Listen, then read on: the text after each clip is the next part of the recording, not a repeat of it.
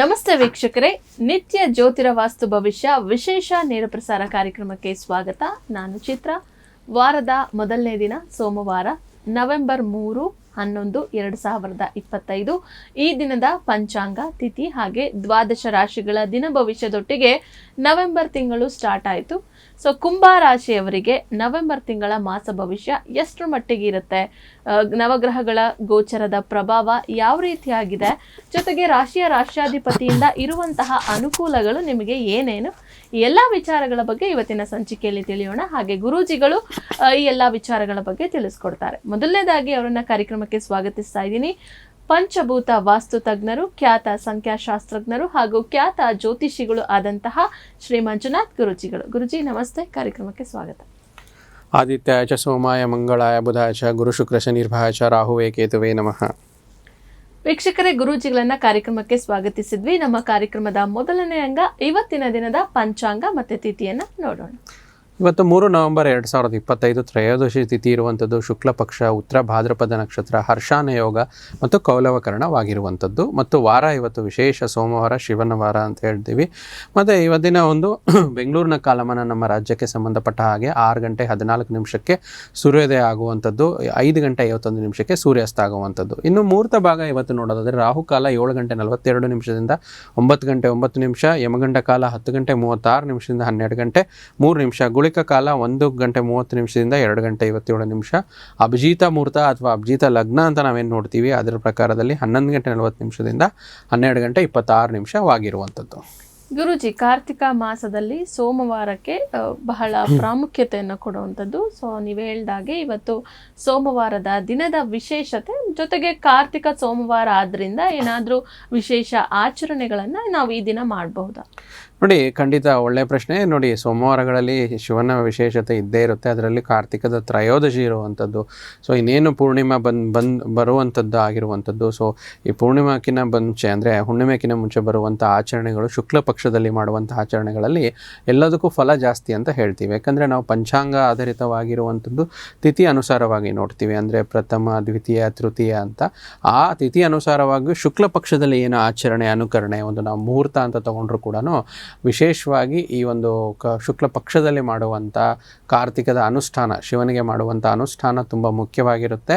ತಾವು ಏನು ಸಂಕಲ್ಪ ಮಾಡ್ಕೊಂಡು ಅನುಷ್ಠಾನ ಮಾಡ್ತೀರಾ ಅದು ಬೇಗ ಸಿದ್ಧಿ ಆಗುತ್ತೆ. ಅಂದರೆ ನಿಮಗೆ ಸಕ್ಸಸ್ ರೇಟ್ ಜಾಸ್ತಿ ಸಿಗುವಂಥದ್ದು ಈ ಒಂದು ಕಾರ್ತಿಕ ಶುಕ್ಲದ ಒಂದು ತ್ರಯೋದಶಿಯ ಒಂದು ಸೋಮವಾರದ ವಿಶೇಷವಾಗಿರುವಂಥದ್ದು. ಗುರುಜಿ, ಇವತ್ತಿನ ದಿನದ ವಿಶೇಷತೆಯನ್ನು ಕೂಡ ತಿಳಿಸ್ಕೊಟ್ಟಿದ್ರೆ, ಹಾಗೆ ದ್ವಾದಶ ರಾಶಿಗಳ ದಿನ ಭವಿಷ್ಯವನ್ನ ತಿಳ್ಕೊಳ್ಳೋದಕ್ಕೆ ವೀಕ್ಷಕರು ಸಹ ಕಾಯ್ತಾ ಇದ್ದಾರೆ. ಪ್ರಾರಂಭ ಮಾಡೋಣ ಗುರುಜಿ. ದ್ವಾದಶ ರಾಶಿಗಳಲ್ಲಿಯೇ ಮೊದಲನೇ ರಾಶಿ ಮೇಷರಾಶಿಯವರಿಗೆ ಇವತ್ತಿನ ಕಾರ್ತಿಕ ಸೋಮವಾರದ ದಿನ ಭವಿಷ್ಯ ಹೇಗಿದೆ ತಿಳಿಯೋಣ.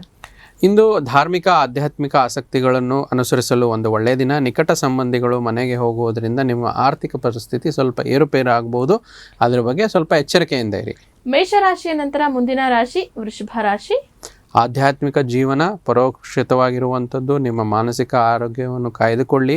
ಒಳ್ಳೆಯದು ಹಾಗೂ ಕೆಟ್ಟದ್ದೆಲ್ಲವನ್ನು ಮನಸ್ಸಿನ ಮೂಲಕವೇ ಬರುವುದರಿಂದ ಸ್ವಲ್ಪ ಮಾನಸಿಕ ಒತ್ತಡ ಜಾಸ್ತಿ ಇರುತ್ತೆ. ಅದನ್ನು ನಿಭಾಯಿಸಿದರೆ ದಿನ ಒಳ್ಳೆಯದಾಗಿರುತ್ತೆ. ವೃಷಭ ರಾಶಿಯ ನಂತರ ಮುಂದಿನ ರಾಶಿ ಮಿಥುನ ರಾಶಿಯ ವಿಚಾರಕ್ಕೆ ಸಂಬಂಧಪಟ್ಟಂತೆ ಸೋಮವಾರದ ಇವತ್ತಿನ ದಿನ ಭವಿಷ್ಯ ಏನಿದೆ ತಿಳಿಯೋಣ. ಕೆಲಸದ ಒತ್ತಡ ಇಂದು ನಿಮಗೆ ಸ್ವಲ್ಪ ಜಾಸ್ತಿ ಒತ್ತಡವನ್ನು ತರಬಹುದು. ಆರ್ಥಿಕವಾಗಿ ನೀವು ಸಾಕಷ್ಟು ಬಲವಾಗಿ ಕಾಣುವಿರಿ. ಗ್ರಹ ಮತ್ತು ನಕ್ಷತ್ರಗಳ ಚಲನೆಯಿಂದ ಇಂದು ನಿಮಗೆ ಹಣ ಸಂಪಾದಿಸುವ ಅನೇಕ ಹೊಸ ಅವಕಾಶಗಳು ಉಂಟಾಗುವಂಥದ್ದು ಇರುತ್ತದೆ. ಮಿಥುನ ರಾಶಿಯ ನಂತರ ಮುಂದಿನ ರಾಶಿ ಕರ್ಕಾಟಕ ರಾಶಿ. ಕರ್ಕಾಟಕ ರಾಶಿಯವರಿಗೆ ಸೋಮವಾರದ ದಿನ ಭವಿಷ್ಯವನ್ನ ಗುರೂಜಿಗಳು ತಿಳಿಸ್ತಾರೆ. ನೋಡಿ, ಕರ್ಕಾಟಕ ರಾಶಿಯವರಿಗೆ ಆರೋಗ್ಯ ತುಂಬ ಚೆನ್ನಾಗಿರುತ್ತೆ. ಜೀವನ ಸಂಗಾತಿಯೊಂದಿಗೆ ಸೇರಿ ನೀವು ಭವಿಷ್ಯಕ್ಕೆ ಯಾವುದೇ ಒಂದು ಆರ್ಥಿಕ ಯೋಜನೆಯನ್ನು ಇವತ್ತು ನೀವು ರೂಪಿಸಬಹುದು. ಈ ಯೋಜನೆ ಯಶಸ್ವಿ ಆಗಲಿದೆ ಎಂದು ಭರವಸೆ ಇರುವಂಥ ಒಂದು ಸಕಾರಾತ್ಮಕ ದಿನವಾಗಿರುವಂಥದ್ದು. ಕರ್ಕಾಟಕ ರಾಶಿಯ ನಂತರ ಮುಂದಿನ ರಾಶಿ ಸಿಂಹ ರಾಶಿ. ಖಿನ್ನತೆಯನ್ನು ಹೊಡೆದೋಡಿಸಿ ಇಂದು ನಿಮ್ಮನ್ನು ಆವರಿಸಿಕೊಳ್ಳಲು ಬಿಡಲೇಬೇಡಿ. ನಿಮ್ಮ ಪ್ರಗತಿಗೆ ಅದು ಅಡ್ಡಿಪಡಿಸುತ್ತೆ. ಮತ್ತು ರಿಯಲ್ ಎಸ್ಟೇಟ್ ಹಾಗೂ ಆರ್ಥಿಕ ವ್ಯವಹಾರಗಳಿಗೆ ಇವತ್ತು ಒಳ್ಳೆಯ ದಿನ ಸಿಂಹರಾಶಿಯವರಿಗೆ ಆಗಿರುತ್ತದೆ. ಗುರುಜಿ, ಕನ್ಯಾ ರಾಶಿ ಸಿಂಹ ರಾಶಿಯವರಿಗೆ ಏನಾದರೂ ಒಂದು ಆಚರಣೆಗಳೇನಾದರೂ ಇವತ್ತಿನ ಮಟ್ಟಿಗೆ ತಿಳಿಸ್ತಾರೆ? ನೋಡಿ, ಆಚರಣೆ ಅಂತಂದರೆ ಸೂರ್ಯನ ಆರಾಧನೆ ತುಂಬ ಒಳ್ಳೆಯದು. ಸೂರ್ಯ ನಮಸ್ಕಾರ ಮಾಡಿ ಅಥವಾ ಸೂರ್ಯನಿಗೆ ಅರ್ಘ್ಯ ನೀಡಿ ದಿನ ಪ್ರಾರಂಭ ಮಾಡಿದ್ರೆ ಒಳ್ಳೆಯದಾಗುತ್ತೆ. ಸಿಂಹ ರಾಶಿಯವರು ಇವತ್ತಿನ ದಿನದ ಮಟ್ಟಿಗೆ ಇದನ್ನ ಮಾಡ್ಕೊಳ್ಳಿ ಅಂತ ಹೇಳ್ತಾ ಮುಂದಿನ ರಾಶಿ ಕನ್ಯಾ ರಾಶಿ. ನಿಮ್ಮ ಅತ್ಯಂತ ಪ್ರೀತಿಯ ಕನಸು ನನಸಾಗುತ್ತದೆ. ತುಂಬ ಸಂತೋಷ, ಸ್ವಲ್ಪ ಸಮಸ್ಯೆಗಳು ಉಂಟು ಮಾಡಬಹುದು. ನಿಮ್ಮ ಉತ್ಸಾಹವನ್ನು ಸ್ವಲ್ಪ ನಿಯಂತ್ರಣದಲ್ಲಿ ಇಟ್ಕೊಂಡ್ರೆ ತುಂಬ ಚೆನ್ನಾಗಿರುತ್ತೆ. ಕನ್ಯಾ ರಾಶಿಯ ವಿಚಾರಕ್ಕೆ ಸಂಬಂಧಪಟ್ಟಂತೆ ಸೋಮವಾರದ ದಿನ ಭವಿಷ್ಯವನ್ನ ತಿಳಿದುಕೊಂಡ್ವಿ. ಹಾಗೆ ಮುಂದಿನ ರಾಶಿಗೆ ಹೋಗೋದಕ್ಕೂ ಮುಂಚೆ ವೀಕ್ಷಕರೇ, ಪ್ರಶ್ನಾ ಸಮಯ ಭಾಗದಲ್ಲಿ ವೀಕ್ಷಕರು ನಮಗೆ ಕಳುಹಿಸಿರುವಂತಹ ಪ್ರಶ್ನೆಗಳನ್ನ ನಾವೀಗ ತಗೊಳ್ಕೊಳ್ತಾ ಇದ್ದೀವಿ. ಗುರುಜಿ ತಗೊಳ್ಬಹುದಾ? ಖಂಡಿತ, ತಿಳಿಸಿ. ಇವರು ತಮ್ಮ ಹೆಸರನ್ನ ತಿಳಿಸ್ತಾ ಇದ್ದಾರೆ ಗುರುಜಿ. ಅಮಿತ್. ಜನ್ಮ ದಿನಾಂಕ ತಿಳಿಸ್ಲಾ? ಹೇಳಿ. 23/6/96. ಜನ್ಮ ಸಮಯ 3 ಗಂಟೆ 6 ನಿಮಿಷ PM ಗಳಲ್ಲಿ. ಓಕೆ. ಇವ್ರು ಕೇಳ್ತಾ ಇರುವಂತಹ ಪ್ರಶ್ನೆ ಗುರುಜಿ, ಜಾಬ್ ಚೇಂಜಿಂಗ್ ಮತ್ತೆ ಫಿನಾನ್ಷಿಯಲ್ ಸ್ಟೆಬಿಲಿಟಿ ಬಗ್ಗೆ ಕೇಳ್ತಾ ಇದ್ದಾರೆ. ನಮ್ಗೆ ಇತ್ತೀಚೆಗೆ ಬರ್ತಾ ಇರುವಂತಹ ಪ್ರಶ್ನೆಗಳ ಪ್ರಕಾರ ಜಾಬ್ ಚೇಂಜಿಂಗ್ ಮತ್ತೆ ಫಿನಾನ್ಷಿಯಲ್ ಸ್ಟೆಬಿಲಿಟಿ ಹಾಗೆ ಹೈಯರ್ ಎಜುಕೇಶನ್, ಫಾರಿನ್ ಸ್ಟಡೀಸ್, ಬರೀ ಈ ರೀತಿಯಾದಂತಹ ಪ್ರಶ್ನೆಗಳೇ ಬರ್ತಾ ಇದೆ ಗುರುಜಿ. ನೋಡಿ, ಜಗತ್ತಲ್ಲಿ ಎಲ್ಲನೂ ಒಂದು ಆರ್ಥಿಕವಾಗಿ ಬ್ಯಾಲೆನ್ಸ್ ಮಾಡ್ಕೊಳ್ಳೋದು ಬಹಳ ಮುಖ್ಯವಾಗಿರುತ್ತೆ. ಹಣಕಾಸು ಅನ್ನೋದು ಪ್ರತಿಯೊಂದಕ್ಕೂ ಅನಿವಾರ್ಯವೂ ಕೂಡ ಹೌದು. ಮತ್ತು ನಮ್ಮ ಒಂದು ಭಾರತ ದೇಶ ಹೆಚ್ಚು ಯುವಕರನ್ನು ಹೊಂದಿರುವಂಥ ದೇಶ. ಅದೊಂದು ನಮ್ಮ ಜನಸಂಖ್ಯೆಗೆ ಒಂದು ವರ ಅಂತ ಹೇಳ್ಬೋದು. ಆ ವಿಚಾರದಲ್ಲಿ ಇವರು ಕೊಟ್ಟಿರೋದು ಅಮಿತ್ ಅವ್ರ ಜಾತಕ ಭಾನುವಾರ ಹುಟ್ಟಿರುವಂಥದ್ದು, ಉತ್ತರ ಫಾಲ್ಗುಣಿ ನಕ್ಷತ್ರ ಇವ್ರದ್ದು. ರಾಶಿ ಒಂದು ಸಿಂಹರಾಶಿ, ತುಲಾ ಲಗ್ನದ ಜಾತಕ. ಜಾತಕಕ್ಕೆ ಜಾಬ್ ಚೇಂಜು ಮತ್ತು ಫಿನಾನ್ಷಿಯಲ್ ಗ್ರೋತ್ ಅಂತ ಹೇಳ್ತೀವಿ. ದಶಮಾಧಿಪತಿ ಚಂದ್ರ ಇವ್ರ ಜಾತಕದಲ್ಲಿ ಲಾಭಸ್ಥಾನದಲ್ಲಿದ್ದಾರೆ. ತುಂಬ ಒಳ್ಳೆಯ ರೀತಿಯಿಂದ ನಡೀತಾ ಇರುತ್ತೆ. ಆದರೆ ದಶಾಭುಕ್ತಿ ಸ್ವಲ್ಪ ನಿಧಾನ ಇದೆ. ಶನಿ ಮಹಾದಶನಲ್ಲಿ ರಾಹು ಅಂತರ್ದಶೆ ನಿಧಾನ ನಡೆಯುತ್ತೆ. ಮೇ 2026ವರೆಗೂ ಅದೇ ಇರುವಂಥದ್ದು. ಮುಂದೆ ಬುಧ ಅಂತರ್ದಶೆ ಬರುತ್ತೆ. ಬುಧ ಒಂದು ಜಾತಕದಲ್ಲಿ ಭಾಗ್ಯಸ್ಥಾನಾಧಿಪತಿಯಾಗಿ ಇವರ ಜಾತಕದಲ್ಲಿ ಪ್ರಬಲವಾಗಿ ಅಷ್ಟಮ ಸ್ಥಾನದಲ್ಲಿ ಕೂತಿದ್ದೆ. ಸೊ ಆವಾಗ ಇವರು ಜಾಬ್ ಚೇಂಜ್ ಮಾಡ್ಬೋದು. ಮೇವರೆಗೂ ಸ್ವಲ್ಪ ವೆಯ್ಟ್ ಮಾಡಿ, ಅಲ್ಲಿ ಇದಾಗುತ್ತೆ. ಮತ್ತು ಫೈನಾನ್ಷಿಯಲ್ ಕಂಡೀಷನ್ಸ್ ಕೂಡ ಅಷ್ಟೇ. ನೀವು ಹೊಸ ಕೆಲಸ ಯಾವತ್ತು ಸೇರ್ಕೊತಿರೋ, ಬುಧನ ದೃಷ್ಟಿ ಅಷ್ಟಮ ಸ್ಥಾನದಿಂದ ದ್ವಿತೀಯ ಸ್ಥಾನಕ್ಕೆ. ದ್ವಿತೀಯ ಅಂತಂದರೆ ನಾವು ಕುಟುಂಬ, ಧನ, ಧಾನ್ಯ, ಸಂಪತ್ತು ಅಂತ ಹೇಳ್ತೀವಿ. ಸೊ ಅದರ ಫೈನಾನ್ಷಿಯಲ್ ವಿಚಾರವಾಗೂ ನಾವು ದ್ವಿತೀಯ ಭಾವನೆ ನೋಡೋದ್ರಿಂದ ಆ ಸಮಯದಲ್ಲಿ ನಿಮಗೆ ಹೆಚ್ಚು ಅನುಕೂಲತೆಗಳಾಗುತ್ತೆ. ಆದಷ್ಟು ರಾಹು ದಶೆ ನಡೀತಾ ಇರೋದ್ರಿಂದ ಅಮ್ಮನವರ ದೇವಸ್ಥಾನಕ್ಕೆ, ದುರ್ಗಾದೇವಿಯ ದೇವಸ್ಥಾನಕ್ಕೆ ಹೋಗುವಂಥದ್ದು ಮಂಗಳವಾರ ಮತ್ತು ಶುಕ್ರವಾರಗಳಲ್ಲಿ. ಆದರೆ ಮಂಗಳವಾರ, ಶುಕ್ರವಾರ ನಿಂಬೆಹಣ್ಣು ದೀಪನ ಹಚ್ಚುವಂಥದ್ದು, ದುರ್ಗೆಯ ಮೂಲ ಮಂತ್ರಗಳು ಓಂ ರಿಂ ಧುಮ್ ದುರ್ಗೆ ನಮಃ ಅಂತ ಜಪ ಮಾಡುವಂಥದ್ದು, ಈ ರೀತಿ ಮಾಡ್ಕೊಂಡು ಬಂದರೆ ನಿಮಗೆ ಈಗಿನ ಒಂದು ಸ್ಟೆಬಿಲಿಟಿ ಚೆನ್ನಾಗಿ ಸಿಗುತ್ತೆ. ಸೊ ಅಮಿತ್ ನಮಗೆ ಪ್ರಶ್ನೆಯನ್ನ ಕಳುಹಿಸಿ ನಿಮ್ಮ ಒಂದು ಜಾಬ್ ಚೇಂಜಿಂಗ್ ಮತ್ತೆ ಫಿನಾನ್ಷಿಯಲ್ ಸ್ಟೆಬಿಲಿಟಿ ಬಗ್ಗೆ ಪ್ರಶ್ನೆಯನ್ನ ಕೇಳಿದ್ರಿ. ಗುರೂಜಿಗಳು ಸಹ ಉತ್ತರವನ್ನ ನೀಡಿದ್ರು. ಹಾಗೆ ಮುಂದಿನ ರಾಶಿಯ ಬಗ್ಗೆ ನೋಡ್ತಾ ಹೋಗೋಣ ವೀಕ್ಷಕರೇ. ಸೊ ಮುಂದಿನ ರಾಶಿ ತುಲಾ ರಾಶಿ. ತುಲಾ ರಾಶಿಯವರು ಸ್ವಲ್ಪ ನಿಮ್ಮ ತೂಕದ ಮೇಲೆ ಒಂದು ಕಣ್ಣಿಟ್ಟಿರಿ, ಅತಿಯಾಗಿ ತಿನ್ನಲೇಬೇಡಿ. ಇಂದು ನೀವು ಭೂಮಿ, ವಸತಿ ಅಥವಾ ಸಾಂಸ್ಕೃತಿಕ ಯೋಜನೆಗಳಿಗೆ ಸಂಬಂಧಿಸಿದ ಸಮಸ್ಯೆಗಳಿಗೆ ಹೆಚ್ಚು ಗಮನ ನೀಡಿದ್ರೆ ಒಳ್ಳೆಯದಾಗುತ್ತೆ. ತುಲಾ ರಾಶಿಯ ನಂತರ ಮುಂದಿನ ರಾಶಿ ವೃಶ್ಚಿಕ ರಾಶಿ. ನೀವು ಕೆಲವು ಉನ್ನತ ವ್ಯಕ್ತಿಗಳನ್ನು ಭೇಟಿ ಆಗ್ಬೋದು, ಆದರೆ ಸ್ವಲ್ಪ ಗಾಬರಿಯಾಗಿ ನೀವು ವಿಶ್ವಾಸ ಕಳೆದುಕೊಳ್ಳುವಂಥ ಸಂಭವವಿರುತ್ತದೆ. ಅದಕ್ಕೆ ಸ್ವಲ್ಪ ಧೈರ್ಯದಿಂದಿರಿ. ಮತ್ತು ಇಂದು ವ್ಯಾಪಾರಕ್ಕೆ ಬಂಡವಾಳವಾಗುವಂತೆ ಉತ್ತಮ ಒಂದು ಆರ್ಥಿಕ ಲಭ್ಯತೆ ಇವತ್ತು ನಿಮಗೆ ಸಿಗುತ್ತೆ. ವೃಶ್ಚಿಕ ರಾಶಿಯ ವಿಚಾರಕ್ಕೆ ಸಂಬಂಧಪಟ್ಟಂತೆ ಇವತ್ತಿನ ದಿನ ಭವಿಷ್ಯವನ್ನು ತಿಳಿದುಕೊಂಡಿದ್ದಾಯಿತು. ಹಾಗೆ ಮುಂದಿನ ರಾಶಿ ಧನುರ್ ರಾಶಿ. ನಿಮ್ಮ ಚೈತನ್ಯವನ್ನು ಪುನಃ ಸಂಪಾದಿಸಲು ವಿಶ್ರಾಂತಿ ತೆಗೆದುಕೊಳ್ಳಿ. ನಿಮ್ಮ ತಾಯಿಯ ಬದಿಯಿಂದ ಇಂದು ನಿಮಗೆ ಹಣಕಾಸಿನ ಲಾಭ ಪಡೆಯುವ ಪೂರ್ಣ ಪ್ರಮಾಣದ ಸಾಧ್ಯತೆ ಇರುವಂಥದ್ದು. ಧನುರಾಶಿಯ ನಂತರ ಮುಂದಿನ ರಾಶಿ ಮಕರ ರಾಶಿ. ಒಂದು ನಿಮ್ಮ ಕನಸು ನನಸಾಗುವಂಥದ್ದು ದಿನ. ತುಂಬ ಸಂತೋಷ, ಸ್ವಲ್ಪ ಸಮಸ್ಯೆಗಳನ್ನು ಉಂಟು ಮಾಡಬಹುದು. ಆದರೂ ನಿಮ್ಮ ಉತ್ಸಾಹ ನಿಯಂತ್ರಣದಲ್ಲಿಟ್ಕೊಂಡ್ರೆ ಯಾವುದೇ ರೀತಿಯ ಸಮಸ್ಯೆ ಬರುವುದಿಲ್ಲ. ಮಕರ ರಾಶಿಯ ನಂತರ ಮುಂದಿನ ರಾಶಿ ಕುಂಭರಾಶಿ. ಸ್ವಲ್ಪ ವ್ಯಾಯಾಮದೊಂದಿಗೆ ನಿಮ್ಮ ದಿನವನ್ನು ಪ್ರಾರಂಭಿಸಿದೆ. ನಿಮಗೆ ನೀವೇ ಒಳ್ಳೆಯ ಅಭಿಪ್ರಾಯ ಇಟ್ಟುಕೊಳ್ಳೋದು ಬಹಳ ಮುಖ್ಯವಾಗಿರುವಂಥದ್ದು. ಇದನ್ನು ದಿನವೂ ಮಾಡುವುದರಿಂದ ರೂಢಿ ಮಾಡಿಕೊಳ್ಳಿ. ಅದನ್ನು ಕಟ್ಟುನಿಟ್ಟಾಗಿ ಅನುಸರಿಸಿ, ದಿನ ಚೆನ್ನಾಗಿರುತ್ತೆ. ಕುಂಭರಾಶಿಯ ವಿಚಾರಕ್ಕೆ ಸಂಬಂಧಪಟ್ಟಂತೆ ಇವತ್ತಿನ ದಿನ ಭವಿಷ್ಯವನ್ನು ತಿಳಿದುಕೊಂಡಿದ್ದಾಯಿತು. ಮುಂದಿನ ಹಾಗೂ ಕೊನೆಯ ರಾಶಿ ಮೀನರಾಶಿ. ಮೀನರಾಶಿಯವರು ಸ್ವಲ್ಪ ಕಚೇರಿಯನ್ನು ಬೇಗನೆ ಬಿಡಲು ಪ್ರಯತ್ನಿಸಿ ಮತ್ತು ಒಂದು ವಿಶ್ರಾಂತಿ ತಗೊಳ್ಳಲು ಒಂದು ಸೂಕ್ತವಾಗಿರುವಂಥ ದಿನವಾಗಿರುವಂಥದ್ದು. ಇಲ್ಲಿಗೆ ದ್ವಾದಶ ರಾಶಿಗಳ ದಿನ ಭವಿಷ್ಯ ಮುಕ್ತಾಯ ಆಗಿದೆ ವೀಕ್ಷಕರೇ. ನಿಮ್ಮ ರಾಶಿ ವಿಚಾರಕ್ಕೆ ಸಂಬಂಧಪಟ್ಟಂತೆ ದಿನ ಭವಿಷ್ಯವನ್ನು ಕೂಡ ತಿಳಿದುಕೊಂಡಿದ್ದೀರಾ. ಮತ್ತೊಂದು ಪ್ರಶ್ನೆ, ಹಾಗೆ ನೀವು ಗುರೂಜಿಗಳ ಬಳಿ ಮಾತನಾಡಬೇಕು ಅಂದರೆ ಸ್ಕ್ರೀನ್ ಮೇಲೆ ಡಿಸ್ಪ್ಲೇ ಆಗ್ತಾ ಇರೋ ಲಾಸ್ಟ್ 777 ನಂಬರ್ಗೆ ಕಾಲ್ ಕೂಡ ಮಾಡ್ಬೋದು. ಹಾಗೆ ಅದೇ ನಂಬರ್ಗೆ ನೀವು ವಾಟ್ಸಪ್ ಕೂಡ ಮಾಡಿ ನಿಮ್ಮ ಪ್ರಶ್ನೆಯನ್ನು ನೀವು ಕೇಳ್ಬೋದು. ಗುರೂಜಿಗಳು ತಿಳಿಸಿರುವಂತಹ ಅಷ್ಟು ಪರಿಹಾರಗಳು ಎಲ್ಲವೂ ಕೂಡ ಸರಳ ಮತ್ತೆ ಸುಲಭ ಆಗಿರುತ್ತೆ. ಗುರುಜಿ ಮತ್ತೊಂದು ಪ್ರಶ್ನೆ ಇತ್ತು, ತಗೊಂಡ್ಬಿಡೋಣ. ಖಂಡಿತ. ಇವರು ತಮ್ಮ ಹೆಸರನ್ನ ತಿಳಿಸ್ತಾ ಇದ್ದಾರೆ ಗುರುಜಿ. ನಾಗರಾಜ್. ಜನ್ಮ ದಿನಾಂಕ 21/9/89. ಜನ್ಮ ಸಮಯ 3 ಗಂಟೆ 35 ನಿಮಿಷ PM ಗಳಲ್ಲಿ. ಹಾಗೆ ಜನ್ಮ ಸ್ಥಳ ಬಂದು ಸಾಗರ, ಶಿವಮೊಗ್ಗ ಡಿಸ್ಟ್ರಿಕ್ಟ್ ಅಂತ ಹೇಳ್ತಾ ಇದ್ದಾರೆ. ಗುರುಜಿ ಇವ್ರು ಕೇಳ್ತಾ ಇರುವಂತಹ ಪ್ರಶ್ನೆ ಕರಿಯರ್, ಬಿಸ್ನೆಸ್, ಸಕ್ಸಸ್, ಗ್ರೋತ್ ಬಗ್ಗೆ ಕೇಳ್ತಾ ಇದ್ದಾರೆ. ನೋಡಿ, ಕಳಿಸಿರೋಂಥ ಜಾತಕ ಪ್ರಕಾರದಲ್ಲಿ ಗುರುವಾರ ಹುಟ್ಟಿರುವಂಥದ್ದು, ಮೃಗಶಿರ ನಕ್ಷತ್ರ ಮತ್ತು ವೃಷಭ ರಾಶಿ, ಮಕರ ಲಗ್ನದ ಜಾತಕ. ದಶಮಾಧಿಪತಿ ದಶಮ ಸ್ಥಾನದಲ್ಲಿ ಶುಕ್ರ ಹುಚ್ಚನಾಗಿದ್ದಾನೆ, ಸ್ವಕ್ಷೇತ್ರದಲ್ಲಿರುವಂಥದ್ದು ಇನ್ನೂ ಅನುಕೂಲ. ಏನಾದರೂ ಇವ್ರು ಮಾಡ್ತಿರುವಂಥ ಕರಿಯರಲ್ಲಿ ಆಲ್ರೆಡಿ ಏನಾದರೂ ಸಾಫ್ಟ್ವೇರು ಅದು ರಿಲೇಟೆಡ್ ಇರ್ಬೋದು, ಯಾಕಂದರೆ ರಾಹು ಪ್ರಭಾವ ಜಾಸ್ತಿ ಇದೆ ಇವರು ಜಾತಕದ ವಿಚಾರದಲ್ಲಿ. ಅದರಲ್ಲೂ ಕೂಡ ಪ್ರಬಲವಾಗಿ ಗುರು ಮಹಾದಶ ನಡೀತಿದೆ. ಆದರೆ ಗುರು ಇವರಿಗೆ ತೃತೀಯ ವ್ಯಯಾಧಿಪತಿಯಾಗಿ ಗೋಚಾರದಲ್ಲಿ ಒಳ್ಳೆ ಪೊಸಿಷನ್ ಇರಲಿಲ್ಲ, ಜಾತಕದಲ್ಲೂ ಕೂಡ ಷಷ್ಠ ಭಾವದಲ್ಲಿದ್ದಾರೆ. ಸೊ ಈ ರೀತಿ ಆದಾಗ ಏನಾಗುತ್ತೆ, ಸ್ವಲ್ಪ ಸಮಸ್ಯೆಗಳು, ಸ್ವಲ್ಪ ಅನ್ಸ್ಯಾಟಿಸ್ಫ್ಯಾಕ್ಷನ್ಸು ಇರುತ್ತೆ. ಆದರೆ ಅವರಿಗೆ ಶನಿ ಮಹಾದಶ ಪ್ರಾರಂಭ ಆಗ್ತಿರುವಂಥದ್ದು 2028ರಿಂದ ಲಗ್ನಾಧಿಪತಿಯಾಗಿ ವ್ಯಯಭಾವದಲ್ಲಿದ್ದರೂ ಕೂಡ ಶನಿ ತುಂಬ ಪ್ರಬಲವಾಗಿ ಒಳ್ಳೆ ಪೊಸಿಷನಲ್ಲಿ ಕೂತ್ಕೊಂಡಿದ್ದಾರೆ. ಸ್ವಲ್ಪ ತಾಳ್ಮೆ ಇರಲಿ, ಖಂಡಿತ ಶನಿ ಭಗವಾನರ ಅನುಗ್ರಹ 2028ರಿಂದ ಇನ್ನೂ 2 ವರ್ಷ ಆಗ್ಬೋದು. ಬಟ್ ಆವಾಗ ಲಾಂಗ್ ಟರ್ಮಲ್ಲಿ ತುಂಬ ಚೆನ್ನಾಗಿದೆ. ಅಲ್ಲಿವರೆಗೂ ಏನು ನಡೆಯುತ್ತೆ ಅದು ಸ್ವಲ್ಪ ಅದನ್ನೇ ಇರೋ ಪೊಸಿಷನ್ನೇ ಕಂಟಿನ್ಯೂ ಮಾಡಿ, ಆವಾಗ ನಿಮಗೆ ಫೈನಾನ್ಷಿಯಲ್ ಗ್ರೋತು ಅದೆಲ್ಲ ತುಂಬ ಚೆನ್ನಾಗಿ ಸಿಗುತ್ತೆ. ನೋಡಿದ್ರಲ್ಲ ವೀಕ್ಷಕರೇ, ಇವತ್ತು ನಾಗರಾಜ್ ಅನ್ನೋರು ಕೂಡ ನಮಗೆ ಪ್ರಶ್ನೆನ ಕಳುಹಿಸಿದ್ರು. ನಾಗರಾಜ್ ಅವರ ಪ್ರಶ್ನೆಗೆ ಗುರೂಜಿಗಳು ಸಹ ಉತ್ತರವನ್ನ ನೀಡ್ತಾ ಸಿಂಪಲ್ ಪರಿಹಾರವನ್ನ ತಿಳಿಸ್ಕೊಟ್ಟಿದ್ದಾರೆ. ಆದಷ್ಟು ಬೇಗ ಮಾಡ್ಕೊಳ್ಳಿ ಅಂತ ಹೇಳ್ತಾ ವೀಕ್ಷಕರೇ, ಕುಂಭರಾಶಿಯ ವಿಚಾರಕ್ಕೆ ಸಂಬಂಧಪಟ್ಟಂತೆ ನವೆಂಬರ್ ತಿಂಗಳ ಮಾಸ ಭವಿಷ್ಯವನ್ನ ತಿಳಿಯೋಣ. ಗುರೂಜಿ, ಕುಂಭರಾಶಿಯವರಿಗೆ ನವಗ್ರಹಗಳ ಗೋಚರದ ಪ್ರಭಾವ ಯಾವ ರೀತಿಯಾಗಿದೆ, ಅದರ ಒಂದು ಆಧಾರದ ಮೇಲೆ ರಾಶಿಫಲ ಏನ್ ಸೂಚಿಸುತ್ತೆ? ನೋಡಿ, ನಾವು ಕುಂಭರಾಶಿಯವರಿಗೆ ನವೆಂಬರ್ ತಿಂಗಳಲ್ಲಿ ನೋಡಬೇಕಾದ್ರೆ ಪ್ರತಿ ರಾಶಿ ವಿಚಾರದಲ್ಲಿ ಶನೇಶ್ವರನ ಗೋಚಾರ ಮತ್ತು ಗುರುವಿನ ಗೋಚಾರ ನೋಡ್ತೀವಿ. ಕುಂಭರಾಶಿಯವರಿಗೆ ತುಂಬ ಒಂದು ಒಳ್ಳೆಯ ಅನುಕೂಲ. ಇಷ್ಟು ದಿನ ಏನು ಗುರುಬಲ ಇತ್ತು, ತಾತ್ಕಾಲಿಕವಾಗಿ ಸ್ವಲ್ಪ ತಡೆ ಅನ್ಬೋದು. 1 ತಿಂಗಳ ಕಾಲ ಗುರುಬಲ ಸ್ವಲ್ಪ ಕುಂಠಿತ ಆಗುತ್ತೆ, ಯಾಕಂದರೆ ಡಿಸೆಂಬರ್ 5ನೇ ತಾರೀಕು ನಂತರ ಮತ್ತೆ ಗುರುಬಲ ಬಂದುಬಿಡುತ್ತೆ. ಆದರೆ ನಡೀತಾ ಇರುವಂಥ ನವೆಂಬರ್ ತಿಂಗಳಲ್ಲಿ ಗುರುಬಲ ತಮಗಿಲ್ಲ. ಈ ಏನು 9 ತಿಂಗಳು ನಿಮಗೆ ಗುರುಬಲ ಇಲ್ಲದೆ ಇರೋದ್ರಿಂದ ಈ 1 ತಿಂಗಳು ಅಂತ ಏನು ಹೇಳ್ತೀವಿ ಅದನ್ನು ಬ್ಯಾಲೆನ್ಸ್ ಮಾಡ್ಕೊಂಡು ಹೋಗಬೇಕು ಅಂತ ಹೇಳ್ತೀವಿ. ಉದ್ಯೋಗದಲ್ಲಾಗಲಿ ಮತ್ತು ಯಾವುದೇ ರೀತಿ ಬದಲಾವಣೆ ಮಾಡೋದು ಅದಕ್ಕೆ ಕೈ ಹಾಕ್ತಿದ್ರೆ ಒಳ್ಳೆಯದು ಅಂತ ಹೇಳ್ತೀವಿ. ಮತ್ತು ಇದಕ್ಕೆ ಸ್ವಲ್ಪ ಗುರುಬಲ ಇಲ್ಲದೆ ಇರೋದ್ರಿಂದ ಒಳ್ಳೆ ಊಟ, ವ್ಯಾಯಾಮ, ಆರೋಗ್ಯದ ಕಡೆ ಸ್ವಲ್ಪ ಗಮನ ಕೊಡಿ. ಆರ್ಥಿಕ ನಿರ್ಣಯಗಳನ್ನು ಸ್ವಲ್ಪ ಮುಂದೂಡಿ ಮತ್ತು ಯಾವುದೇ ರೀತಿ ವಿಶೇಷವಾದ ಇದರ ವಿಚಾರದಲ್ಲಿ ಡಿಸಿಷನ್ಸ್ನ ತಗೋಬೇಡಿ. ಇನ್ನು ಶನೇಶ್ವರನ ವಿಚಾರವಾಗಿ ರಾಷ್ಟ್ರಾಧಿಪತಿಯಾಗಿ ನೋಡೋದಾದರೆ, ರಾಷ್ಟ್ರಾಧಿಪತಿ ದ್ವಿತೀಯ ಸ್ಥಾನದಲ್ಲಿ ವಕ್ರಗತಿಯಲ್ಲಿ ಗೋಚರವಾಗ್ತಿರೋದ್ರಿಂದ ಸ್ವಲ್ಪ ಆರ್ಥಿಕವಾಗಿರುವಂಥದ್ದು ಮಧ್ಯಮ ಫಲ, ಕೆಲಸ ಕಾರ್ಯಗಳಲ್ಲಿ ನಿಧಾನ, ಕುಟುಂಬದಲ್ಲಿ ಸ್ವಲ್ಪ ಕಿರಿಕಿರಿ ಆಗುವಂಥದ್ದು, ಇದ್ರ ಬಗ್ಗೆ ಎಚ್ಚರಿಕೆ ಇರಲಿ. ಮತ್ತು ಮಂಗಳನ ಒಂದು ತೃತೀಯ ದಶಮಾಧಿಪತಿಯಾಗಿ ದಶಮಸ್ಥ ಮಂಗಳ ನಿಮಗೆ ಒಳ್ಳೆಯದನ್ನೇ ಕೊಡ್ತಾರೆ. ಆರ್ಥಿಕ ಅಭಿವೃದ್ಧಿ ಚೆನ್ನಾಗಿರುತ್ತೆ. ಮಂಗಳನ ಗೋಚಾರ ತುಂಬ ಚೆನ್ನಾಗಿದೆ.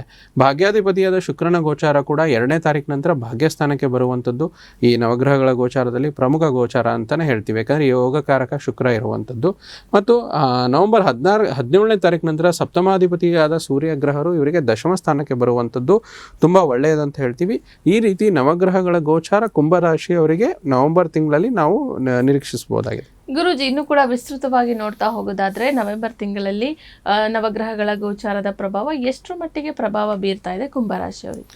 ನೋಡಿ, ನಾವು ವಿಸ್ತೃತ ಫಲಗಳಲ್ಲಿ ಗೋಚಾರದ ಫಲಗಳಲ್ಲಿ ಹೇಳಬೇಕಾದ್ರೆ ತಾತ್ಕಾಲಿಕ ಗುರುಬಲವಿಲ್ಲ, ನಾವು ಅವಾಗಲೇ ತಿಳಿಸ್ದಂಗೆ. ಅದರ ವಿಚಾರವಾಗಿ ಮೊದಲೇ ಹೇಳಿದ ಹಾಗೆ ಇದರ ಪ್ರಭಾವ ಕುಂಠಿತ ಆಗಿರುವಂಥದ್ದು. ಯಾಕೆಂದರೆ ಗುರು ಬಂದು ಇಲ್ಲಿ ಕುಟುಂಬ ಸ್ಥಾನಾಧಿಪತಿ, ಧನ ಧಾನ್ಯ ಸಂಪತ್ತಿಗೆ ಅಧಿಪತಿ, ಮತ್ತು ಗುರು ಬಂದು ನಿಮಗೆ ದಶಮಾಧಿಪತಿ ಕೂಡ ಆಗುವಂಥದ್ದು. ಅದು ಕೂಡ ನಿಮಗೆ ಸ್ವಲ್ಪ ಸಮಸ್ಯೆಗಳನ್ನು ಇಲ್ಲಿ, ಯಾಕಂದರೆ ಗುರುಬಲ ಕುಂಠಿತ ಆಗ್ತಿದೆ. ದಶಮ ಮತ್ತು ಲಾಭಸ್ಥಾನದ ಅಧಿಪತಿ ಕೂಡ ಗುರುವೇ ಆಗುವಂಥದ್ದು. ಸೊ ಇದರ ಪ್ರಭಾವ ನೋಡೋದಾದರೆ ಕುಟುಂಬದಲ್ಲಿ ಸ್ವಲ್ಪ ಭಿನ್ನಾಭಿಪ್ರಾಯಗಳು ಉಂಟಾಗುವಂಥದ್ದು. ಈ 1 ತಿಂಗಳಿನಲ್ಲಿ ಕುಂಭರಾಶಿಯವರಿಗೆ ನಿಮ್ಮ ಮಾತಿಗೆ ಬೆಲೆ ಕಮ್ಮಿ ಆಗ್ಬೋದು, ಅಥವಾ ಆರ್ಥಿಕವಾಗಿ ಸ್ವಲ್ಪ ಫೈನಾನ್ಷಿಯಲ್ ಟೈಟ್ ಆಗುವಂಥದ್ದಾಗಿರ್ಬೋದು. ಸ್ನೇಹಿತರಿಂದ, ಬಂಧು ಮಿತ್ರರಿಂದ ಏನಾದರೂ ಒಂದು ಮಾತು ಕೊಟ್ಟಿದ್ರೆ ತಪ್ಪುವಂಥದ್ದು, ಅನಾನುಕೂಲತೆಗಳು ಜಾಸ್ತಿ ಆಗುವಂಥದ್ದು ಆಗುತ್ತೆ. ಮತ್ತು ವಿದ್ಯಾರ್ಥಿಗಳಲ್ಲಿ, ವಿಶೇಷವಾಗಿ ಕುಂಭರಾಶಿ ವಿದ್ಯಾರ್ಥಿಗಳಲ್ಲಿ ವಿದ್ಯಾಸ್ಥಾನದಲ್ಲಿ ಸ್ವಲ್ಪ ಮಧ್ಯಮವಾಗಿರುವಂಥದ್ದು, ಅಂದರೆ ಅಂಕಗಳು ಕುಸಿಯುವಂಥದ್ದು. ಮತ್ತು ಲಾಭಾಧಿಪತಿ ಗುರು ಕೂಡ ಆಗಿರೋದ್ರಿಂದ ಸ್ವಲ್ಪ ಏನಾದರೂ, ಈಗ ಕೆಲವೊಬ್ರು ಏನು ಮಾಡಿರ್ತಾರೆ, ತುಂಬ ಕಡೆಯಿಂದ ಇನ್ಕಮ್ ಕ್ರಿಯೇಟ್ ಮಾಡ್ಕೊಂಡಿರ್ತಾರೆ. ಒಂದು ಇನ್ಕಮ್ ಇಲ್ಲಾಂದರೆ ಪ್ರೈಮರಿ ಇನ್ಕಮ್, ಸೆಕೆಂಡರಿ ಇನ್ಕಮ್, ಆ ಇನ್ಕಮ್ಗಳಲ್ಲಿ ಸ್ವಲ್ಪ ಕೊರತೆ ಆಗ್ಬೋದು. ಯಾಕಂದರೆ ಗುರು ಲಾಭಾಧಿಪತಿ ಕೂಡ ಆಗಿ ಗುರುಬಲ ಕುಂಠಿತ ಆಗಿರುವುದರಿಂದ. ಮತ್ತೆ ಮುಂದೆ ನೋಡೋದಾದ್ರೆ ಧೈರ್ಯ, ಸಾಹಸ, ಪರಾಕ್ರಮಕ್ಕೆ ಅಧಿಪತಿಯಾಗಿರುವಂಥ ಮಂಗಳ ಗ್ರಹರು ದಶಮಾಧಿಪತಿಯಾಗಿ ದಶಮ ಸ್ಥಾನದಲ್ಲೇ ಬರೋದ್ರಿಂದ ವಿಶೇಷ ಕುಂಭರಾಶಿಯವರಿಗೆ ಯೋಗ, ರುಚಕ ಮಹಾಪುರುಷ ಯೋಗ ಉಂಟಾಗುವಂಥದ್ದು. ಇದರಿಂದ ಏನಾಗುತ್ತೆ ಅಂದರೆ ಮಂಗಳ ಭೂಮಿ ಪುತ್ರನಾಗಿರುವುದರಿಂದ ಭೂಮಿಗೆ ಸಂಬಂಧಪಟ್ಟ ಅನುಕೂಲತೆಗಳು ಹೆಚ್ಚಾಗುತ್ತೆ. ಕುಂಭರಾಶಿಯವರಿಗೆ ಅಗತ್ಯವಿರುವಂಥದ್ದು, ನೀವೇನಾದರೂ ಒಂದು ಸೈಟ್ ತೊಗೊತೀನಿ, ಮನೆ ತೊಗೊತೀನಿ, ಮತ್ತು ಎಲ್ಲೋ ಒಂದು ಭೂಮಿ ಮೇಲೆ ಇನ್ವೆಸ್ಟ್ಮೆಂಟ್ ಮಾಡ್ತೀನಿ ಅಂದರೆ ಹೆಚ್ಚಾಗಿ ಅನುಕೂಲ ಆಗುತ್ತೆ. ಭೂಮಿಗೆ ನಂಬಿ ಬದುಕುವಂಥ ಇರುವಂಥವ್ರು ನಮ್ಮ ಅನ್ನದಾತರು, ರೈತರು ಅಂತ ಹೇಳ್ತೀವಿ. ಸೊ ಕುಂಭರಾಶಿಯ ರೈತರಿಗೆ ಒಂದು ಒಳ್ಳೆಯದು ಒಂದು ಒಳ್ಳೆಯ ಸಮಯ ಬರುವಂಥದ್ದು, ಒಂದು ಒಳ್ಳೆಯ ವಿಚಾರದಲ್ಲಿ ಅವರ ಒಂದು ಬೆಳೆಯುವಂಥ ಒಂದು ಬೆಳೆಗೆ ಒಂದು ಒಳ್ಳೆಯ ಬೆಲೆ ಕೂಡ ಸಿಗುವಂಥದ್ದು ಇರುತ್ತೆ. ಮತ್ತು ಒಂದು ರಿಯಲ್ ಎಸ್ಟೇಟ್ ಉದ್ಯಮಿಗಳು, ಯಾರು ಕುಂಭರಾಶಿಯವರು ರಿಯಲ್ ಎಸ್ಟೇಟ್ ಇರ್ತಾರೋ ಅವ್ರಿಗೂ ಕೂಡ ಒಳ್ಳೆಯದು ಅಂತ ಇಲ್ಲಿ ತೋರಿಸ್ತಾ ಇದೆ. ಮತ್ತು ಭಾಗ್ಯಾಧಿಪತಿಯಾದ ಶುಕ್ರ ಭಾಗ್ಯಸ್ಥಾನಕ್ಕೆ ಬರುವಂಥದ್ದು ಒಳ್ಳೆಯ ಯೋಗ, ಮಾಲ್ವ ಯೋಗ ಅಂತ ಶುಕ್ರನಿಂದ ಸೃಷ್ಟಿಯಾಗುವಂಥದ್ದು. ಭಾಗ್ಯಸ್ಥಾನ ಅಂತಂದರೆ ನಾವು 9 ಬಂದು ತಂದೆಯ ಸ್ಥಾನ ಅಂತ ಹೇಳ್ತೀವಿ. ತಂದೆಯಿಂದ ಅನುಕೂಲಕರ ಒಂದು ಸಹಕಾರ ಸಿಗುವಂಥದ್ದು ಮತ್ತು ಧನದ ಲಾಭ, ಅಂದರೆ ನಾವೇನೋ ಒಂದು ತೊಗೊತೀವಿ, ಅಡ್ವಾನ್ಸ್ ಇಲ್ಲ, ನಮ್ಮ ಹತ್ರ ಏನೋ ಕೊರತೆ ಆಗ್ತಿದೆ ಅಂದರೆ ತಂದೆಯ ಸಹಾಯ ನಿಸ್ಸಂಕೋಚವಾಗಿ ಸಿಗುವಂಥದ್ದು. ಇದೆಲ್ಲ ಒಂದು ನವಗ್ರಹಗಳ ವಿಸ್ತೃತ ಪ್ರಭಾವದಲ್ಲಿ ಕುಂಭರಾಶಿಯವರಿಗೆ ಅನುಕೂಲತೆಗಳನ್ನು ಕೊಡುತ್ತಮ್ಮ. ಗುರುಜಿ, ರಾಷ್ಟ್ರಾಧಿಪತಿ ಗೋಚಾರ ಎಷ್ಟು ಫಲವನ್ನ ನೀಡ್ತಾ ಇದೆ ಕುಂಭರಾಶಿಯವರಿಗೆ ಈ ತಿಂಗಳಲ್ಲಿ, ನವೆಂಬರ್ ತಿಂಗಳಲ್ಲಿ? ನೋಡಿ, ಮೊದಲೇದಾಗಿ ರಾಷ್ಟ್ರಾಧಿಪತಿಯ ಗೋಚಾರ ದ್ವಿತೀಯ ಸ್ಥಾನದಲ್ಲಿರುವಂಥದ್ದು. ಇದು ಕೊನೆಯ 7.5 ಶನಿಯ ಕೊನೆ ಭಾಗ ಇರೋದ್ರಿಂದ ಸ್ವಲ್ಪ ರಿಲೀಫ್ ಅಂತಲೇ ಹೇಳ್ಬೋದು. ಸಮಸ್ಯೆ ಇಲ್ಲ, ಅನುಕೂಲತೆಗಳು ಹೆಚ್ಚಾಗಿರುತ್ತೆ, ಯಾವುದೇ ರೀತಿ ಸಮಸ್ಯೆ ಇರೋದಿಲ್ಲ.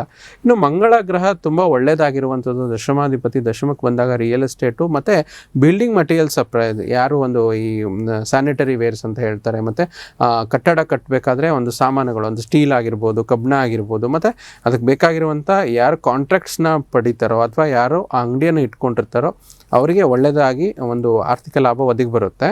ಮತ್ತು ಜಲತತ್ವ ರಾಶಿಯಲ್ಲಿ, ಅಂದರೆ ರಾಷ್ಟ್ರಾಧಿಪತಿಯಾಗಿ ಶನೇಶ್ವರು ಜಲತತ್ವ ಮೀನರಾಶಿಯಲ್ಲೇ ಇರೋದ್ರಿಂದ ಯಾರು ನೀರನ್ನು ನಂಬಿ ಜೀವನ ಮಾಡ್ತಾರೆ, ಹೇಗೆ ಭೂಮಿಯನ್ನು ನಂಬಿ ಜೀವನ ಮಾಡೋರು ರೈತರಾದರೆ, ನೀರನ್ನು ನಂಬಿ ಜೀವನ ಮಾಡೋರು ಅಂಬಿಗರು ಅಂತ ಹೇಳ್ತೀವಿ, ಅಂದರೆ ಮೀನುಗಾರರು ಅಂತ ಹೇಳ್ತೀವಿ. ಸೊ ಅವರ ವಿಚಾರದಲ್ಲಿ ಮೀನುಗಾರರಿಗೆ ಒಂದು ಒಳ್ಳೆಯದು, ಅವ್ರು ಮೀನು ಸಾಕಾಣಿಕೆ ಮಾಡೋರು, ಹೈನುಗಾರಿಕೆ ಮಾಡೋರಿಗೆ ತುಂಬ ಒಳ್ಳೆಯ ಫಲಗಳನ್ನು ಕುಂಭರಾಶಿಯವರಿಗೆ ಈ ಮಾಸದಲ್ಲಿ ನವೆಂಬರ್ ತಿಂಗಳಲ್ಲಿ ನಿರೀಕ್ಷಿಸ್ಬೋದು. ಮತ್ತು ಸಪ್ತಮಾಧಿಪತಿಯಾದ ಸೂರ್ಯಗ್ರಹರು ಕೂಡ ದಶಮ ಸ್ಥಾನಕ್ಕೆ ಬರುವಂಥದ್ದು. ಏನಾಗುತ್ತೆ ಸಪ್ತಮ ಸ್ಥಾನ ಅಂತಂದರೆ ನಮಗೆ ಮದುವೆ, ದಾಂಪತ್ಯ, ಪಾರ್ಟ್ನರ್ಶಿಪ್ಪು ಇತ್ಯಾದಿಗಳಂತ ನಾವು ನೋಡ್ತೀವಿ ಸಪ್ತಮ ಸ್ಥಾನಕ್ಕೆ. ಸೊ ಆ ವಿಚಾರದಲ್ಲಿ ಮಾತುಕತೆಗೆ ಒಂದು ಒಳ್ಳೆಯ ಸಮಯ ಬರುತ್ತೆ. ಅದರಲ್ಲಿ ಸೂರ್ಯ ಬಂದು ಗೌರ್ಮೆಂಟ್ಗೆ ಕಾರಕವಾದ ಗ್ರಹ ಆಗಿರೋದ್ರಿಂದ ಸೊ ಗೌರ್ಮೆಂಟ್ ಸಂಬಂಧಪಟ್ಟಂಥ ಕೆಲಸ ಕಾರ್ಯಗಳು, ಯಾರು ಸರ್ಕಾರಿ ಉದ್ಯೋಗಗಳಿರ್ತಿರೋ, ರಾಜಕಾರಣಿಗಳಿರ್ತಾರೋ ಅವರಿಗೆ ಒಳ್ಳೆಯದಾಗುತ್ತೆ. ಅಥವಾ ಈಗ ಯಾರೋ ಒಂದು ವಿದ್ಯಾರ್ಥಿಯಾಗಿದ್ದು ಅಥವಾ ಅವರೊಂದು ಡಿಗ್ರಿ ಹೋಲ್ಡರ್ ಆಗಿ ಸರ್ಕಾರಿ ಹುದ್ದೆಗೆ ಪ್ರಯತ್ನ ಪಡ್ತಾ ಇರ್ತಾರೆ ಕುಂಭರಾಶಿಯವರು. ಈ ತಿಂಗಳಲ್ಲಿನೋ ಒಂದು ಎಕ್ಸಾಮ್ಸ್ ಇರುತ್ತೆ, ಒಂದು ಇಂಟರ್ವ್ಯೂ ಇರುತ್ತೆ, ಅದಕ್ಕೂ ಕೂಡ ಸರ್ಕಾರದಿಂದ ಆಗುವಂಥ ಕೆಲಸ ಕಾರ್ಯಗಳಿಗೆ ಒಳ್ಳೆಯ ಯೋಗ ಸೃಷ್ಟಿಯಾಗುತ್ತೆ. ಅದ್ರ ಜೊತೆ ಬುಧ ಅಂತ ಹೇಳ್ತೀವಿ ನಾವು. ಬುಧ ಇಲ್ಲಿ ಒಂದು ಕುಂಭರಾಶಿಯವರಿಗೆ ಅಷ್ಟಮ ಸ್ಥಾನಕ್ಕೆ ಬರುವಂಥದ್ದು. ಇಲ್ಲೇನಾಗುತ್ತೆ, ಕುಂಭರಾಶಿಯವರಿಗೆ ಪಂಚಮಾಧಿಪತಿಯಾಗಿ ಅಷ್ಟಮಾಧಿಪತಿಯಾಗಿ ಅಷ್ಟಮ ಸ್ಥಾನ ಅಷ್ಟೊಂದು ಒಳ್ಳೆ ಫಲ ಬರೋದಿಲ್ಲ, ಮಧ್ಯಮ ಫಲ ಇರುತ್ತೆ. ಅದಕ್ಕೆ ಕುಂಭರಾಶಿಯ ವಿದ್ಯಾರ್ಥಿಗಳು ಸ್ವಲ್ಪ ಎಚ್ಚರಿಕೆಯಿಂದ ಇರಬೇಕು. ಬಹಳ ಪ್ರಮುಖವಾದ ಅಂಶ ಏನು ಅಂತಂದರೆ, ಯೋಗಕಾರಕನಾದ ಶುಕ್ರ ಗ್ರಹ ಇವರಿಗೆ ಮಾಲ್ವ ಯೋಗ ಸೃಷ್ಟಿ ಮಾಡಿ ಒಳ್ಳೆಯ ಒಂದು ಭಾವಕ್ಕೆ, ಭಾಗ್ಯಸ್ಥಾನಾಧಿಪತಿ ಭಾಗ್ಯಕ್ಕೆ ಬರುವಂಥದ್ದು ಒಳ್ಳೆಯದು. ಇಲ್ಲಿ ಏನಾಗುತ್ತೆ, ಶುಕ್ರ ಬಂದು ಸುಖಕ್ಕೆ ಅಧಿಪತಿ ಅಂತ ಹೇಳ್ತೀವಿ ನಾವು. ಸುಖಕ್ಕೆ ಅಧಿಪತಿ, ಸುಖ ಸಂತೋಷಕ್ಕೆ ಅಧಿಪತಿ ಅಂದಾಗ ಏನಾಗುತ್ತೆ, ನಾವು ಆವಾಗಲೇ ಹೇಳಿದ್ವಿ, ಅಂದರೆ ಕುಂಭರಾಶಿಯವರಿಗೆ ಗುರುಬಲ ಕುಗ್ತಾ ಇದೆ. ನಾವು ಗುರುವಿಗೆ ದೈವ ಗುರು ಅಂತಂದರೆ ಶುಕ್ರನಿಗೆ ದೈತ್ಯ ಗುರು ಅಂತ ಹೇಳ್ತೀವಿ. ಸೊ ಆ ಗುರುಬಲ ಕುಗ್ಗಿದ್ರೆ ಅದನ್ನು ಬ್ಯಾಲೆನ್ಸ್ ಮಾಡ್ಕೊಂಡು ಹೋಗುವಂಥವ್ರು ಶುಕ್ರ ಗ್ರಹ. ಶುಕ್ರನ ಬಲ ಮೂಡುತ್ತೆ. ಮತ್ತು ಇಲ್ಲೇನಾಗುತ್ತೆ, ವಿಶೇಷವಾಗಿ ಶುಕ್ರ ಅಂತಂದರೆ ನಾವು ಹೈನುಗಾರಿಕೆ ಮತ್ತು ಅಲಂಕಾರಿಕ ವಸ್ತುಗಳು ಮತ್ತು ಯಾರ್ಯಾರು ಮ್ಯಾನುಫ್ಯಾಕ್ಚರಿಂಗ್ ಯೂನಿಟ್ ಇಟ್ಕೊಂಡಿರ್ತಾರೆ ಕುಂಭರಾಶಿಯವರಿಗೆ ಒಳ್ಳೆಯದಾಗುತ್ತೆ. ನೀವು ಒಬ್ಬ ಆರ್ಕಿಟೆಕ್ಟ್ ಆಗಿರ್ಬೋದು, ಇಂಟೀರಿಯರ್ ಡಿಸೈನರ್ ಆಗಿರ್ಬೋದು, ಒಬ್ಬ ಆರ್ಟಿಸ್ಟ್ ಆಗಿರ್ಬೋದು, ನಿಮಗೆಲ್ಲ ಕೈ ತುಂಬ ಕೆಲಸ ಸಿಗುವಂಥದ್ದು ಮತ್ತು ಆದಾಯವಿರುವಂಥದ್ದು. ಕೊನೆಯದಾಗಿ ಸೂರ್ಯನೂ ಕೂಡ ಸ್ವಲ್ಪ 16ನೇ ತಾರೀಕುವರೆಗೂ ಅಷ್ಟೊಂದು ಚೆನ್ನಾಗಿಲ್ಲ. 17ನೇ ತಾರೀಕು ನಂತರ ಸೂರ್ಯ ಭಗವಾನರ ಒಂದು ಪೊಸಿಷನ್ಸ್ ತುಂಬ ಚೆನ್ನಾಗುತ್ತೆ. ಇನ್ನು ರಾಶಿಯಲ್ಲೇ ರಾಹು ಇರುವಂಥದ್ದು, ಸಪ್ತಮ ಸ್ಥಾನದಲ್ಲಿ ಕೇತು ಇರುವಂಥದ್ದು. 18 ತಿಂಗಳ ಕಾಲ ನಾವು ರಾಹು ಕೇತುವಿನ ಗೋಚಾರ ಫಲದಲ್ಲಿ ನೋಡ್ಬಿಟ್ಟಿದ್ದೀವಿ. ಅದರದ್ದೇನು ಬದಲಾವಣೆಯಲ್ಲಿ ನಾವು ತಗೊಳ್ಳಲ್ಲ. ಇಷ್ಟು ಪಾಸಿಟಿವ್ ಆಗಿರೋದನ್ನ ನಾವು ಇಲ್ಲಿ ಕುಂಭರಾಶಿಯವರಿಗೆ ರಾಷ್ಟ್ರಾಧಿಪತಿಯ ಒಂದು ಗೋಚಾರದ ಪ್ರಭಾವದ ಜೊತೆಗೆ ನೋಡ್ಬೋದಮ್ಮ. ಗುರುಜಿನ ನಕ್ಷತ್ರಗಳ ಅನುಸಾರವಾಗಿ ಎಷ್ಟು ಮಟ್ಟಿಗೆ ಫಲಗಳಿದೆ, ಜೊತೆಗೆ ಪರಿಹಾರ ಭಾಗವಾಗಿ ಕುಂಭರಾಶಿಯವರಿಗೆ ಏನ್ ತಿಳಿಸ್ತೀರಾ? ನೋಡಿ, ಪ್ರಮುಖವಾಗಿ ಕುಂಭರಾಶಿಯವರಿಗೆ 3 ನಕ್ಷತ್ರಗಳು ಬರುವಂಥದ್ದು. ಅದು ಧನಿಷ್ಠ ನಕ್ಷತ್ರ ಆಗಿರ್ಬೋದು, ಶತಾಭಿಷ ನಕ್ಷತ್ರ ಆಗಿರ್ಬೋದು, ಪೂರ್ವಭಾದ್ರ ನಕ್ಷತ್ರ ಆಗಿರ್ಬೋದು. ಸೊ ಧನಿಷ್ಠಕ್ಕೆ ಅಧಿಪತಿಯಾದ ಮಂಗಳ ಗ್ರಹ ಅಂತ ಹೇಳ್ತೀವಿ. ಧನಿಷ್ಠ ನಕ್ಷತ್ರದವರಿಗೆ ಅಂದರೆ ಕುಂಭರಾಶಿಯವರಿಗೆ ಕೆಲವೊಬ್ಬರಿಗೆ ನೀವೇನಾದರೂ ಯೋಜನೆಗಳನ್ನು ಇಟ್ಕೊಂಡಿದ್ರೆ ಯೋಜನೆಯನ್ನು ಬದಲಾಯಿಸಿ ಹೊಸ ದಿಕ್ಕಿನಡೆಗೆ ಹೋಗಲು ಸಹಾಯ ಮಾಡುವಂಥದ್ದು. ಯಾರೋ ಒಬ್ಬರು ಬಂದು ಅವರಿಗೆ ಕೈ ಹಿಡಿದು ಎತ್ಕೊಂಡೋಗಿ ಒಳ್ಳೆಯ ಸ್ಥಾನಕ್ಕೆ ಕರ್ಕೊಂಡು ಹೋಗುವಂಥದ್ದು ಧನಿಷ್ಠ ನಕ್ಷತ್ರದವ್ರಿಗೆ. ಆದರೆ ಶತಾಭಿಷ ನಕ್ಷತ್ರದವರಿಗೆ ಒಂದು ಹೊಸ ದಿಕ್ಕಿನೆಡೆಗೆ ಪ್ರಯತ್ನ ಪಟ್ಟು ಮಾಡುವುದರಿಂದ ನಿಮ್ಮ ಕೆಲಸದಲ್ಲಿ ಮತ್ತು ನಿಮ್ಮ ಆದಾಯದಲ್ಲಿ ವೃದ್ಧಿಯನ್ನು ಖಂಡಿತ ಕಾಣ್ತೀರಾ. ಇದು ನಿಮಗೆ ಪಾಸಿಟಿವ್ ಆಗಿರುವಂಥದ್ದು. ಪೂರ್ವಭಾದ್ರ ನಕ್ಷತ್ರದವರು ಸ್ವಲ್ಪ ಆರೋಗ್ಯದ ಕಡೆ ಎಚ್ಚರಿಕೆಯಿಂದ ಇರಲಿ. ಏನಾದರೂ ಸಣ್ಣ ಪುಟ್ಟ ಏರುಪೇರು ಆಗುವಂಥದ್ದು ಅಂದರೆ ಕುಂಭರಾಶಿಯ ಒಂದು ಪೂರ್ವಭಾದ್ರ ನಕ್ಷತ್ರದವರಿಗೆ, ಪೂರ್ವ ಭಾದ್ರಪದ ನಕ್ಷತ್ರದವರಿಗೆ ಆರೋಗ್ಯದಲ್ಲಿ ಏರುಪೇರುಗಳಾಗುವಂಥದ್ದು ಸಣ್ಣ ಪುಟ್ಟ ಏನಾದರೂ ಇದ್ದರೆ ಅಷ್ಟೊಂದು ನೆಗ್ಲೆಕ್ಟ್ ಮಾಡದಿರಂಗೆ ಒಂದು ಒಳ್ಳೆಯ ವೈದ್ಯಕೀಯ ಪರೀಕ್ಷೆ ಮಾಡಿಸ್ಕೊಳ್ಳಿ, ಅದ್ರ ಬಗ್ಗೆ ನಿಮಗೆ ಚೆನ್ನಾಗಾಗುತ್ತೆ. ಇದೆಲ್ಲ ನಕ್ಷತ್ರ ಫಲ ಅನುಸಾರವಾಗಿ ನೋಡೋದಾದರೆ ಪರಿಹಾರಗಳು. ಇನ್ನು ಪರಿಹಾರ ಭಾಗ ಅಂತಂದರೆ ಸ್ವಲ್ಪ ಬುಧನ ಗೋಚಾರ ಅಷ್ಟೊಂದು ಪ್ರಭಾವವಾಗಿಲ್ಲ. ಅಂದರೆ ಅಷ್ಟಮ ಸ್ಥಾನ ಬುಧ ಇವರಿಗೆ ಸ್ವಲ್ಪ ಕಿರಿಕಿರಿಗಳನ್ನು ಕೊಡುವಂಥದ್ದು. ಸೊ ಬುಧನ ವಿಚಾರವಾಗಿ ನೋಡೋದಂತಂದರೆ ಬುಧವಾರ ಮತ್ತು ಏಕಾದಶಿಗಳಲ್ಲಿ ಒಂದೊತ್ತು ಉಪವಾಸ ಮಾಡುವಂಥದ್ದು ಕುಂಭರಾಶಿಯವರಿಗೆ ಒಳ್ಳೆಯದನ್ನು ಕೊಡುತ್ತೆ. ಉಪವಾಸ ಮಾಡಿ ವೆಂಕಟೇಶ್ವರ ಸ್ವಾಮಿ ದೇವಸ್ಥಾನಕ್ಕೆ ನೀಡುವಂಥದ್ದು, ಇದನ್ನು ನೀವು ಮಾಡಿಕೊಂಡ್ರೆ ಒಂದು ವೆಂಕಟೇಶ್ವರ ಸ್ವಾಮಿ ಮಂತ್ರ ಹೇಳಿ, ವಿಷ್ಣುನ ಮಂತ್ರ ಹೇಳಿ ದೇವಸ್ಥಾನಕ್ಕೆ ಹೋಗಿ, ಓಂ ನಮೋ ಭಗವತೆ ವಾಸುದೇವಾಯ ಅಂತೇಳಿ ಅಥವಾ ಓಂ ವೆಂಕಟೇಶ್ವರಾಯ ನಮಃ ಅಂತೇಳಿ ಒಂದೇನೋ ಒಂದು ಮಂತ್ರಗಳನ್ನು ಹೇಳೋದು ಒಳ್ಳೆಯದಾಗುತ್ತೆ. ಇಲ್ಲ ನಮ್ಗೆ ಆಗಲ್ಲ ದೇವಸ್ಥಾನಕ್ಕೆ ಹೋಗೋಕ್ಕೆ ಅಶಕ್ತರಿದ್ದರೆ, ಸ್ವಲ್ಪ ನಿಸ್ಸಹಾಯಕರಿದ್ದಾರೆ, ಆ ಥರ ಒಂದು ಕಿರಿಕಿರಿ ಅಂತಂದರೆ ಮನೇಲೆ ದಿನನಿತ್ಯ ಗುರುವಿನ ಮಂತ್ರ ಸ್ತೋತ್ರವನ್ನು ಪಠನೆ ಮಾಡಿ, ದೇವಾನಾಂಚ ಋಷೀನಾಂಚ ಗುರು ಕಾಂಚನಂ ಸನ್ನಿಭಂ ಬುದ್ಧಿಭೂತಂ ತ್ರಿಲೋಕೇಶಂ ತಂ ನಮಾಮಿ ಬೃಹಸ್ಪತಿಂ ಅಂತ ಗುರುವಿನ ಮೂಲ ಮಂತ್ರ, ಗುರುವಿನ ನವಗ್ರಹ ಶ್ಲೋಕ ಅಂತ ನಾವು ಇದನ್ನು ಹೇಳ್ತೀವಿ. ಇದನ್ನು ಮನೆಯಲ್ಲೇ ದಿನಾಲು ಸಾಧ್ಯವಾದರೆ 108 ಬಾರಿ, ಅದಾಗಿಲ್ಲ ಅಂದರೆ 54 ಅಥವಾ 21 ಬಾರಿ ಮನೆಯಲ್ಲೇ ಕೂತ್ಕೊಂಡು ಜಪ ಮಾಡೋದ್ರಿಂದ ಈಗೇನು ಗುರುಬಲ ಇವರಿಗೆ ಕುಂಠಿತ ಆಗುತ್ತೆ. ಯಾಕಂದರೆ ನಮಗೆ ಪರಿಹಾರ ಭಾಗವಾಗಿ ಕೊಡಬೇಕಾದಾಗ ಯಾವ ಗ್ರಹದ ಪ್ರಭಾವ ಕಮ್ಮಿ ಆಗುತ್ತೋ ಅದನ್ನು ಬ್ಯಾಲೆನ್ಸ್ ಮಾಡಬೇಕು. ಸೊ ಆ ಗುರುಗೆ ಸಂಬಂಧಿತವಾಗಿರುವಂಥ ಗುರು ಶ್ಲೋಕ ಮತ್ತು ಬುಧನ ಒಂದು ಸ್ವಲ್ಪ ಅವಕೃಪೆ ಅಂದರೆ ಬುಧನ ಗೋಚಾರ ಇಲ್ಲದೆ ಇರೋದ್ರಿಂದ ಬುಧನಿಗೆ ಮತ್ತು ಗುರುವಿಗೆ ಪರಿಹಾರ ಮಾಡಿಕೊಂಡ್ರೆ ಕುಂಭರಾಶಿಯವರಿಗೆ ಎಕ್ಸಲೆಂಟಾಗಿ 100ರಲ್ಲಿ 80% ಚೆನ್ನಾಗಿದೆ, 20% ಪರಿಹಾರ ಮಾಡಿಕೊಂಡ್ರೆ ಖಂಡಿತ ಒಳ್ಳೆಯದಾಗುತ್ತೆ. ಸೊ ಗುರೂಜಿ ಇಷ್ಟೊತ್ತು ಕೂಡ ನಮ್ಮ ಜೊತೆ ಇದ್ದು ನಮ್ಮ ವೀಕ್ಷಕರ ಪ್ರಶ್ನೆಗಳಿಗೆ ಉತ್ತರವನ್ನು ಕೊಡೋದ್ರ ಜೊತೆಗೆ ದಿನದ ರಾಶಿ ಭವಿಷ್ಯವನ್ನು ಕೂಡ ತಿಳಿಸ್ಕೊಟ್ಟಿದ್ರೆ, ಹಾಗೆ ಕುಂಭರಾಶಿಯ ಮಾಸ ಭವಿಷ್ಯವನ್ನು ಕೂಡ ತಿಳಿಸ್ಕೊಟ್ಟಿದ್ರೆ ಗುರೂಜಿ, ಧನ್ಯವಾದಗಳು. ಸರ್ವೇ ಜನೋ ಸುಖಿನೋ ಭವಂತು, ಸಮಸ್ತ ಸನ್ಮಂಗಳಾನಿ ಭವಂತು. ನೋಡಿದ್ರಲ್ಲ ವೀಕ್ಷಕರೇ, ಇವತ್ತಿನ ಸಂಚಿಕೆಯನ್ನು ಇಲ್ಲಿಗೆ ಮುಗಿಸ್ತಾ ಇದ್ದೀನಿ. ಮತ್ತೊಂದು ಸಂಚಿಕೆಯಲ್ಲಿ ಭೇಟಿಯಾಗೋಣ. ನೋಡ್ತಾ ಇರಿ ಪ್ರಗತಿ ಟಿವಿ, ಇದು ನಿಮ್ಮಿಂದ ನಿಮಗಾಗಿ.